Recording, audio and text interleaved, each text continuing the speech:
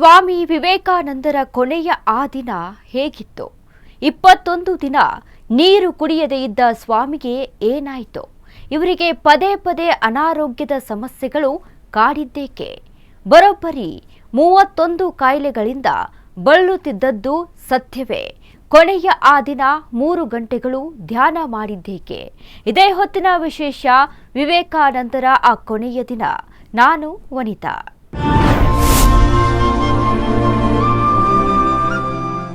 ಆಧ್ಯಾತ್ಮಿಕ ಶಕ್ತಿಯ ಮೂಲಕ ಭಾರತದ ಭವಿಷ್ಯವನ್ನ ಬದಲಾಯಿಸಬಹುದು ಎಂದವರು ನಮ್ಮ ಪಾಲಿಗೆ ಶ್ರೇಷ್ಠ ಗುರು.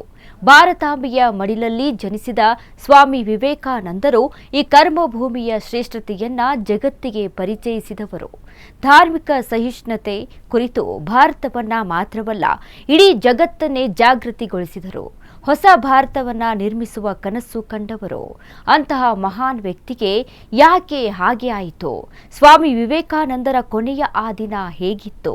ಇಲ್ಲಿಯವರೆಗೆ ಯಾರಿಗೂ ಗೊತ್ತಿರದ ವಿಷಯಗಳನ್ನ ಇವತ್ತು ನಾನು ನಿಮಗೆ ತಿಳಿಸಿಕೊಡ್ತೀನಿ. ಬನ್ನಿ ವೀಕ್ಷಕರೇ. ಸ್ವಾಮಿ ವಿವೇಕಾನಂದರ ಕೊನೆಯ ಆ ದಿನ ಹೇಗಿತ್ತು? 21 ದಿನ ನೀರು ಕುಡಿಯದೇ ಇದ್ದ ಸ್ವಾಮಿಗೆ ಏನಾಯಿತು? ಇವರಿಗೆ ಪದೇ ಪದೇ ಅನಾರೋಗ್ಯದ ಸಮಸ್ಯೆಗಳು ಕಾಡಿದ್ದೇಕೆ? ಬರೋಬ್ಬರಿ 31 ಕಾಯಿಲೆಗಳಿಂದ ಬಳಲುತ್ತಿದ್ದದ್ದು ಸತ್ಯವೇ? ಕೊನೆಯ ಆ ದಿನ 3 ಗಂಟೆಗಳು ಧ್ಯಾನ ಮಾಡಿದ್ದೇಕೆ?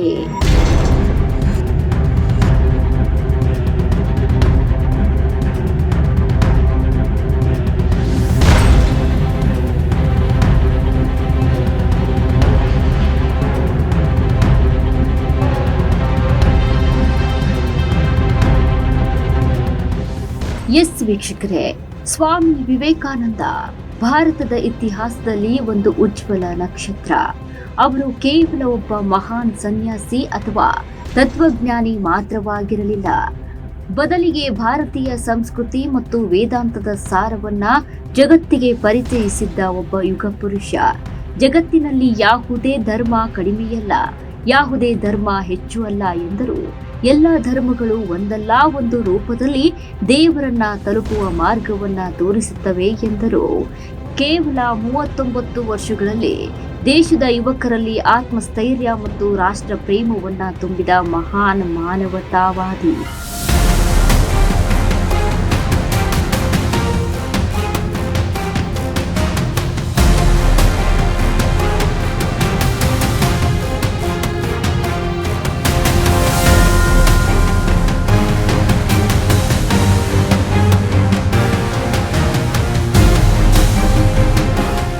ನಮ್ಮ ಭಾರತೀಯತೆಯ ಅಸ್ಮಿತೆಯನ್ನ, ಭಾರತದ ವೈಭವವನ್ನ ಪ್ರಪಂಚದಾದ್ಯಂತ ಪರಿಚಯಿಸಿದವರು ಸ್ವಾಮಿ ವಿವೇಕಾನಂದರು.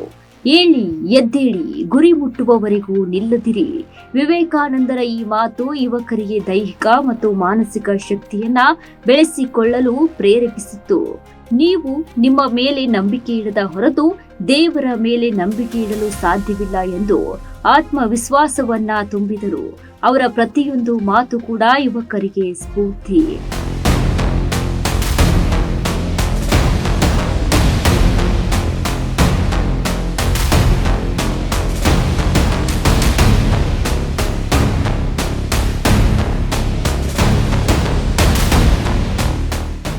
ಧಾರ್ಮಿಕ ಸಹಿಷ್ಣುತೆ ಮತ್ತು ಎಲ್ಲ ಧರ್ಮಗಳನ್ನ ಸಮಾನವಾಗಿ ನೋಡಬೇಕೆಂದು ಜಗತ್ತಿಗೆ ಪಾಠ ಹೇಳಿದ ಮಹಾನ್ ವ್ಯಕ್ತಿ. ವಿವೇಕಾನಂದರು ನಿಜವಾದ ಕರ್ಮಯೋಗಿ. ಈ ದೇಶದ ಯುವಕರ ಮೇಲೆ ಅವರಿಗೆ ಹೆಚ್ಚು ನಂಬಿಕೆ ಇತ್ತು. ಯುವಕರು ತಮ್ಮ ಕಠಿಣ ಪರಿಶ್ರಮ, ಸಮರ್ಪಣೆ, ಆಧ್ಯಾತ್ಮಿಕ ಶಕ್ತಿಯ ಮೂಲಕ ಭಾರತದ ಭವಿಷ್ಯವನ್ನ ಬದಲಾಯಿಸಬಹುದು ಎಂದು ಅಂದೇ ಹೇಳಿದಂತಹ ಶ್ರೇಷ್ಠ ಗುರು.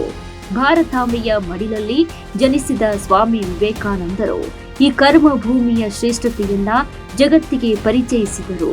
ಧಾರ್ಮಿಕ ಸಹಿಷ್ಣುತೆ ಕುರಿತು ಭಾರತವನ್ನ ಮಾತ್ರವಲ್ಲ, ಇಡೀ ಜಗತ್ತನ್ನೇ ಜಾಗೃತಗೊಳಿಸಿದರು. ಹೊಸ ಭಾರತವನ್ನ ನಿರ್ಮಿಸುವ ಕನಸು ಕಂಡವರು.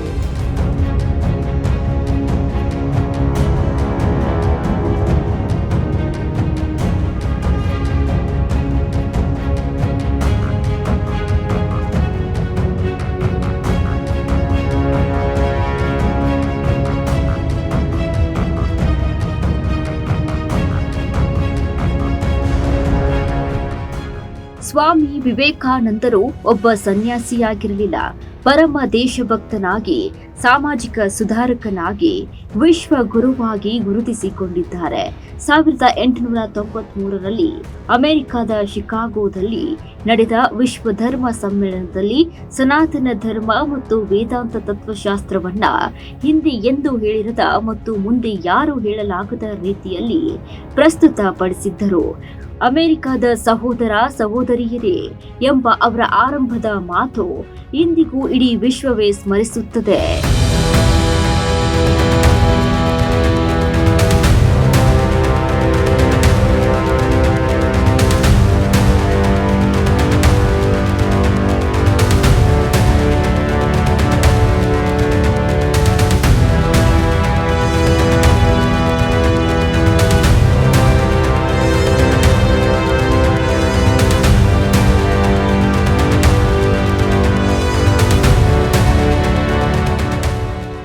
ವಿವೇಕಾನಂದರ ವ್ಯಕ್ತಿತ್ವ ಎಲ್ಲ ದೇಶದ ಯುವಕ ಯುವತಿಯರನ್ನ ಆಕರ್ಷಿಸುತ್ತದೆ.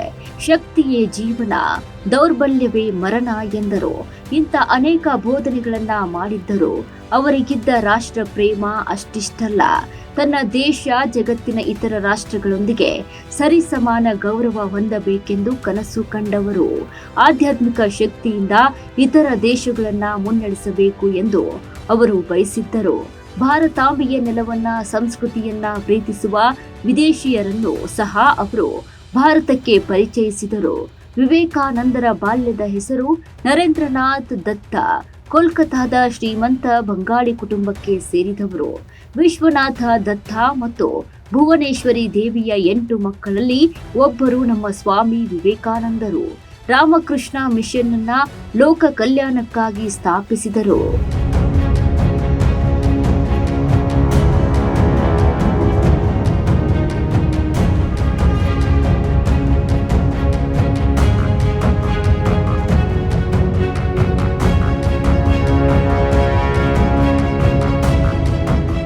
ಇಂಥ ಮಹಾನ್ ಧ್ಯಾನಿ, ಸಂತ, ಯೋಗಿ, ಶ್ರೇಷ್ಠ ವ್ಯಕ್ತಿ ಹೆಚ್ಚು ಕಡಿಮೆ 31 ಕಾಯಿಲೆಗಳಿಂದ ಬಳಲುತ್ತಿದ್ದರೆ ಅನ್ನುವ ಪ್ರಶ್ನೆ ನಮ್ಮನ್ನ ಸಹಿಸಿಕೊಳ್ಳಲಾಗದ ನೋವು, ದುಃಖ ಮಡುಗಟ್ಟುತ್ತೆ. ಸ್ವಾಮಿ ವಿವೇಕಾನಂದರು ಹೆಚ್ಚು ಕಡಿಮೆ 31 ಅನಾರೋಗ್ಯ ಸಮಸ್ಯೆಗಳಿಂದ ಬಳಲುತ್ತಿದ್ರು ಅಂದ್ರೆ ನೀವು ನಂಬ್ತೀರಾ? ಅಷ್ಟಕ್ಕೂ ಸ್ವಾಮಿ ವಿವೇಕಾನಂದರು ಅನಾರೋಗ್ಯಕ್ಕೆ ಒಳಗಾಗಿದ್ಯಾಕೆ? ಆ ದಿನ ನಡೆದಿದ್ದೇನು ನೋಡೋಣ ಬನ್ನಿ.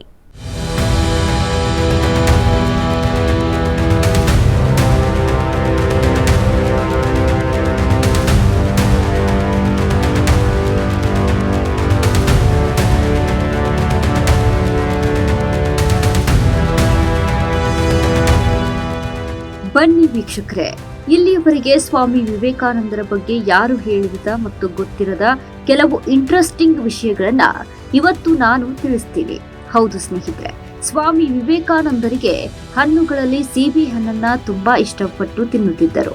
ತೆಂಗಿನ ತಿರುಳಿಗೆ ಐಸ್ ಕ್ರೀಮ್ ಸೇರಿಸಿ ತಿನ್ನುತ್ತಿದ್ದರು. ಮೇಕೆ ಹಾಲು ಕುಡಿಯುತ್ತಿದ್ದರು.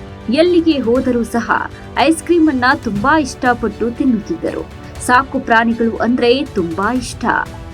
ತನ್ನ ನಾಯಿ ಬಾಘು ಅಂದ್ರೆ ಎಲ್ಲಿಲ್ಲದ ಪ್ರೀತಿ. ಅದು ಸಾವನ್ನಪ್ಪಿದ ನಂತರ ಗಂಗಾ ನದಿ ದಡದ ಪೂಜಾ ಸ್ಥಳದಲ್ಲಿ ಸಮಾಧಿ ಮಾಡಲಾಯಿತು.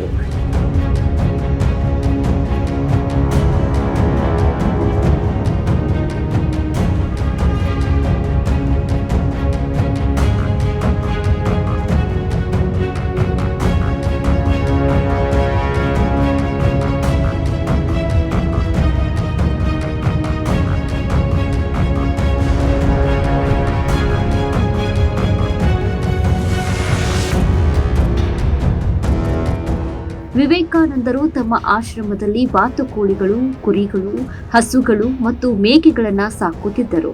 ಅವುಗಳನ್ನ ಸ್ವತಃ ವಿವೇಕಾನಂದರೇ ನೋಡಿಕೊಳ್ಳುತ್ತಿದ್ದರು. ದಿನಗಳು ಕಳೆದಂತೆ ಸ್ವಾಮಿ ವಿವೇಕಾನಂದರ ಆರೋಗ್ಯ ಕ್ಷೀಣಿಸುತ್ತಾ ಬರುತ್ತಿತ್ತು. ಅವರ ಆರೋಗ್ಯ ಆಗಾಗ ಕೈ ಕೊಡುತ್ತಲೇ ಇರುತ್ತಿತ್ತು. ಕಾಲುಗಳು ಯಾವಾಗಲೂ ಊದಿಕೊಳ್ಳುತ್ತಿದ್ದವು. ಬಲ ಕಣ್ಣಿನ ದೃಷ್ಟಿ ನಿಧಾನವಾಗಿ ಮಂದವಾಗುತ್ತಿತ್ತು. ಬಿಟ್ಟು ಬಿಡದೆ ಜ್ವರ ಕಾಡುತ್ತಿತ್ತು. ಉಸಿರಾಡಲು ಕೂಡ ಕಷ್ಟವಾಗುತ್ತಿತ್ತು. ಆಗಾಗ ಎದೆಯ ಎಡಭಾಗದಲ್ಲಿ ನೋವು ಕಾಣಿಸಿಕೊಳ್ಳುತ್ತಿತ್ತು. ಅವರ ತಂದೆಯಂತೆಯೇ ವಿವೇಕಾನಂದರಿಗೂ ಮಧುಮೇಹವಿತ್ತು.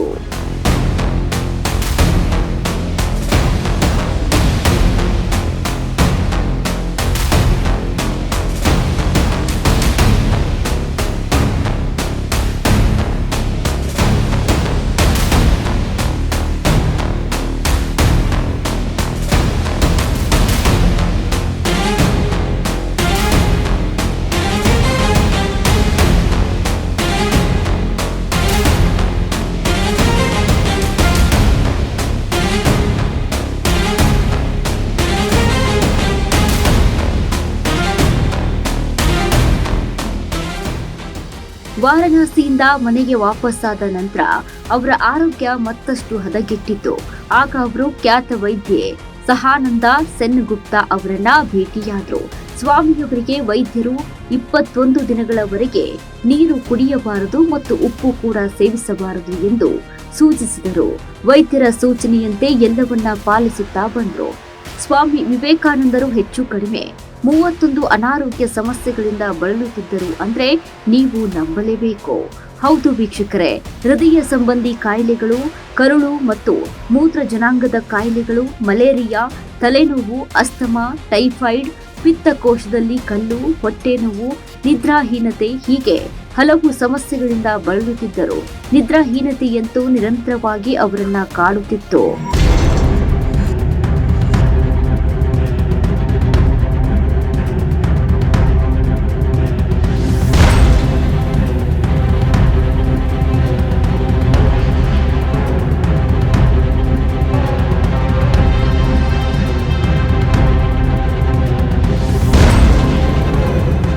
ಪ್ರತಿದಿನ ರಾತ್ರಿ ಕೇವಲ ಕೆಲವೇ ನಿಮಿಷಗಳು ಮಾತ್ರ ಬಲವಂತವಾಗಿ ಮಲಗುತ್ತಿದ್ರು.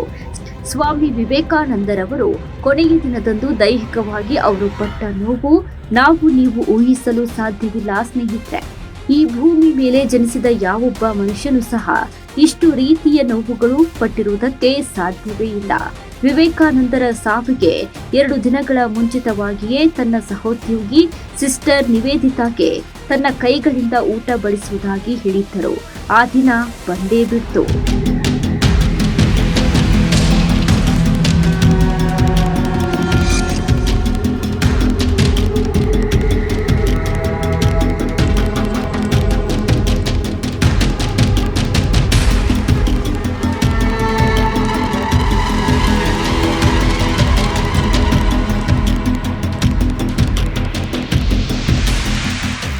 ಆ ದಿನ ವಿವೇಕಾನಂದರು ಮುಂಜಾನೆ ಬೇಗನೆ ಎದ್ದಿದ್ರು. ಅನಾರೋಗ್ಯದಿಂದ ಬಳಲುತ್ತಿದ್ರು ಸಹ ಆ ದಿನ ಯಾಕೋ ತುಂಬಾ ಲವಲವಿಕೆಯಿಂದ ಮತ್ತು ಆರೋಗ್ಯವಂತರಂತೆ ಕಾಣುತ್ತಿದ್ರು. ಅವರಿಗೆ ಗೊತ್ತಿತ್ತೋ ಏನೋ ಈ ದಿನ ನನ್ನ ಕೊನೆಯ ದಿನ ಎಂದು ಪ್ರಾರ್ಥನಾ ಮಂದಿರದ ಗರ್ಭಗುಡಿಯೊಳಗೆ ಹೋಗಿ ಬಾಗಿಲು ಮತ್ತು ಕಿಟಕಿಗಳನ್ನ ಮುಚ್ಚಿದರು. ಒಳಗೆ 3 ಗಂಟೆಗಳ ಕಾಲ ಧ್ಯಾನ ಮಾಡಿದ್ರು. ನಂತರ ಸಿಸ್ಟರ್ ನಿವೇದಿತಾ ಅವರಿಗೆ ಕೈ ತೊಳೆಯಲು ನೀರು ಕೂಡ ಕೊಟ್ಟರು. ನಿಜಕ್ಕೂ ನಾವು ನಿಮಗೆ ಇಷ್ಟೆಲ್ಲ ಕೆಲಸಗಳನ್ನ ಮಾಡಬೇಕು ಎಂದು ನಿವೇದಿತಾ ಆ ದಿನ ಹೇಳಿದಳು. ಇಲ್ಲ, ಯೇಸು ಕೂಡ ತನ್ನ ಶಿಷ್ಯರಿಗೆ ಕೈ ತೊಳೆಯಲು ನೀರು ಕೊಟ್ಟಿದ್ದನು ಎಂದು ವಿವೇಕಾನಂದರು ಹೇಳಿದ್ದರು.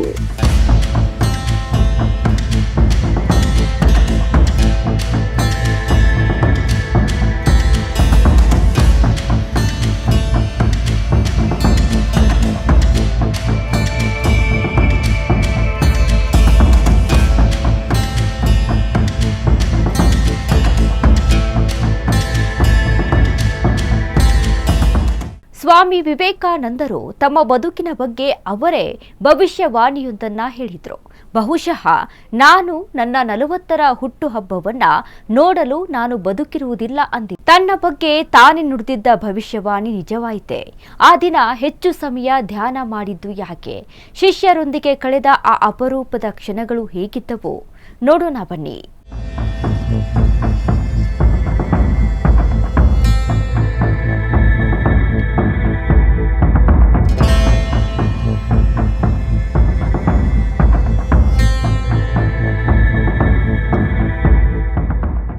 ತಮ್ಮ ಶಿಷ್ಯರೆಲ್ಲರಿಗೂ ಊಟ ಬಡಿಸಿ ತಾನು ಕೂಡ ಅವರ ಜೊತೆ ಊಟ ಮಾಡಿದ್ರು. 4 ಗಂಟೆಗೆ ಬಿಸಿ ಹಾಲು ಕುಡಿದರು. ನಂತರ ಅವರು ಬಾಬುರಾಮ್ ಮಹಾರಾಜ್ ಅವರೊಂದಿಗೆ ವಾಕ್ ಮಾಡಲು ಹೋದರು. ಸಂಜೆ ಪ್ರಾರ್ಥನೆಯ ಗಂಟೆ ಬಾರಿಸಿದಾಗ ವಿವೇಕಾನಂದರು ತಮ್ಮ ಕೋಣೆಗೆ ಹೋದರು. ನಂತರ ಅವರು ಧ್ಯಾನಕ್ಕೆ ಕುಳಿತರು. ರಾತ್ರಿ 8 ಗಂಟೆಗೆ ಒಬ್ಬ ಶಿಷ್ಯನನ್ನ ಕರೆದು ತಲೆ ಬಳಿ ಫ್ಯಾನ್ ಇಡಲು ಹೇಳಿದ್ರು. 1 ಗಂಟೆಯ ನಂತರ ನೋಡಿದ್ರೆ ಅವರ ಹಣೆಯ ಮೇಲೆ ಬೆವರು ಕಾಣಿಸಿಕೊಂಡಿತ್ತು. ಕೈಗಳು ನಡುಗುತ್ತಿದ್ದವು. ಬಲವಂತವಾಗಿ ಉಸಿರು ಎಳೆದುಕೊಳ್ಳುತ್ತಿದ್ರು. ರಾತ್ರಿ 9:10ಕ್ಕೆ ವಿವೇಕಾನಂದರನ್ನ ಮಾತನಾಡಿಸಲು ಸ್ವಾಮಿ ಪ್ರೇಮಾನಂದ ಮತ್ತು ಸ್ವಾತಿ ನಿಶ್ಚಯಾನಂದರು ಪ್ರಯತ್ನಿಸಿದರು. ಆದರೆ ಸ್ವಾಮಿ ವಿವೇಕಾನಂದರಿಂದ ಯಾವ ಪ್ರತಿಕ್ರಿಯೆ ಕೂಡ ಬರಲಿಲ್ಲ.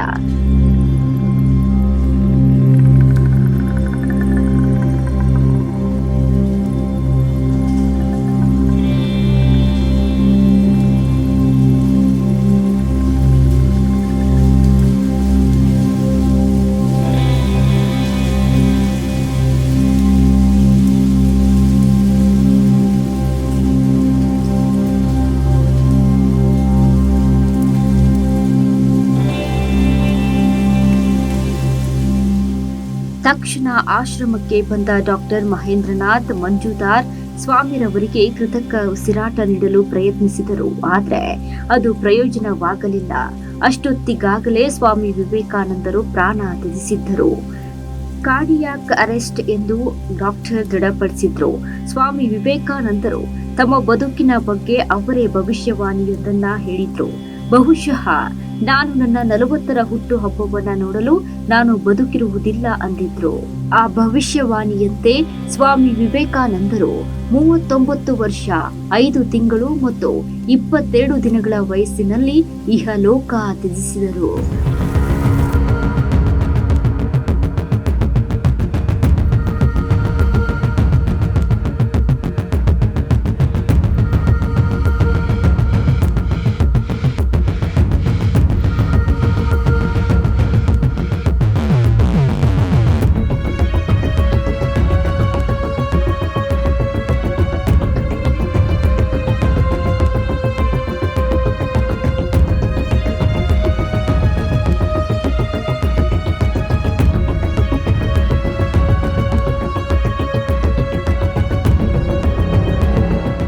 ಸ್ವಾಮಿ ವಿವೇಕಾನಂದರು ಕೇವಲ 40 ವರ್ಷ ಮಾತ್ರ ಬದುಕಿದ್ದರು.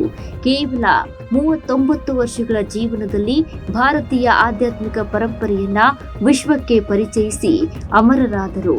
ಜಗತ್ತಿನ ಶ್ರೇಷ್ಠ ಸಾಧಕರ ಸಾಲಿನಲ್ಲಿ ನಿಲ್ಲುವ ಆಧ್ಯಾತ್ಮಿಕ ನಾಯಕ ಸ್ವಾಮಿ ವಿವೇಕಾನಂದರು ಮೊದಲಿಗರು. ಒಂದು ಧರ್ಮ ಸತ್ಯವಾದರೆ ಎಲ್ಲ ಧರ್ಮಗಳು ಸತ್ಯವಾಗಿರಲೇಬೇಕು. ಹಿಂದೂಗಳಾದ ನಾವು ಕೇವಲ ಪರಧರ್ಮ ಸಹಿಷ್ಣುಗಳು ಮಾತ್ರವಲ್ಲ, ಇತರ ಧರ್ಮಗಳೊಡನೆ ನಾವು ಒಂದಾಗಬೇಕು ಎಂದರು. ಮಸೀದಿಯಲ್ಲಿ ಮಹಮ್ಮದೀಯನೊಡನೆ ಪ್ರಾರ್ಥಿಸುತ್ತೇವೆ, ಪಾರ್ಸಿಯಗಳೊಡನೆ ಅಗ್ನಿಯನ್ನ ಪೂಜಿಸುತ್ತೇವೆ, ಕ್ರೈಸ್ತರೊಡನೆ ಶಿಲುಬೆಯ ಮುಂದೆ ತಲೆಬಾಗುತ್ತೇವೆ ಎಂದರು ಸ್ವಾಮಿ ವಿವೇಕಾನಂದರು.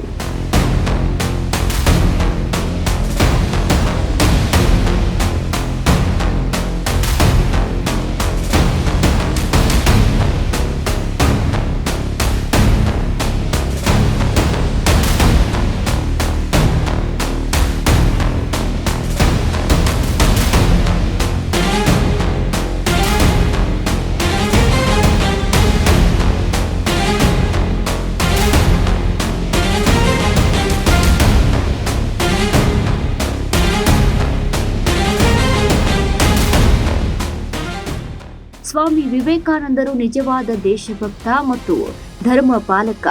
ಧರ್ಮದ ನಿಲುವುಗಳ ಬಗ್ಗೆ ಇಂದಿನ ದೇಶಭಕ್ತರು ಅವರನ್ನ ಅನುಸರಿಸಬೇಕಾಗುತ್ತೆ. ನಮ್ಮ ಭಾರತದ ಯುವಕರಿಗೆ ಮಾತ್ರವಲ್ಲ, ಇಡೀ ಜಗತ್ತಿನ ಯುವ ಜನತೆಗೆ ಸ್ಫೂರ್ತಿ ನಮ್ಮ ಸ್ವಾಮಿ ವಿವೇಕಾನಂದರು. ಅವರು ತೋರಿದ ಸನ್ಮಾರ್ಗಗಳು ನಮ್ಮ ಭಾರತೀಯರಿಗೆ ಎಂದೆಂದಿಗೂ ದಾರಿದೀಪವಾಗಲಿವೆ. ಸ್ವಾಮಿ ವಿವೇಕಾನಂದರಿಂದ ನಮ್ಮ ಭಾರತೀಯ ಸಂಸ್ಕೃತಿ, ಸಂಪ್ರದಾಯ, ಆಚಾರ, ವಿಚಾರ, ಪರಂಪರೆಗಳನ್ನ, ನಮ್ಮ ಭಾರತದ ಗಡಿಗಳನ್ನ ದಾಟಿ ವಿಶ್ವಕ್ಕೆ ಪರಿಚಯಿಸಿದವರು ಅಂತಹ ಮಹಾನ್ ಸಂತರು ನಮ್ಮ ಭಾರತೀಯರ ಪಾಲಿಗೆ ಎಂದೆಂದಿಗೂ ಪ್ರಸ್ತುತರು.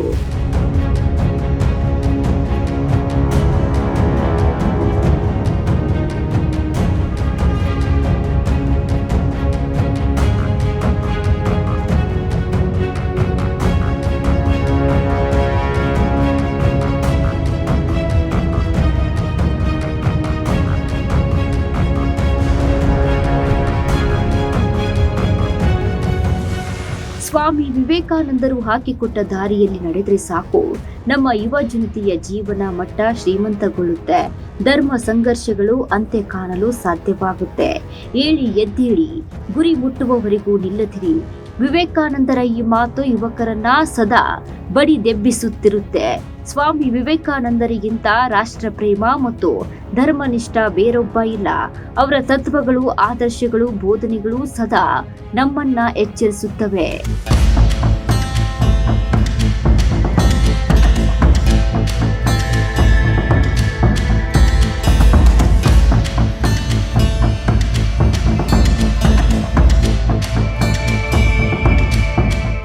ಇದು ಇವತ್ತಿನ ಸ್ಪೆಷಲ್ ಎಪಿಸೋಡ್. ನೋಡ್ತಾ ಇರಿ ಅಶ್ವವೇಗ ನ್ಯೂಸ್. ಇದು ಸತ್ಯಾನ್ವೇಷಣೆಯ ಓಟದಲ್ಲಿ.